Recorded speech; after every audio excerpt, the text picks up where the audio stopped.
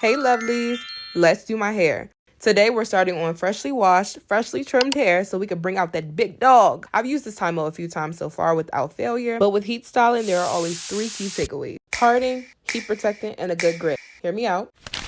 Parting helps with keeping track of your sections. Also, I'll be using Flexi rods, and I really do not like having my hairs pulling, especially when I'm trying to go to sleep. So parting is key. Next, you can use your favorite heat protectant to coat those strands, especially because I put my TYMO on the highest heat. There is a guide in the packaging that explains the best heat setting to use per hair type. However, you always want to be safe.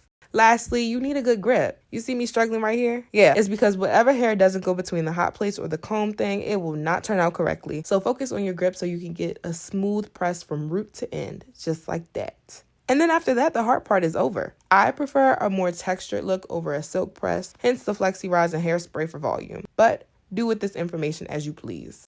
Like this video for more hair tips, leave a comment if there's a certain hairstyle you want to see, and don't forget to subscribe so you can see me in the next video.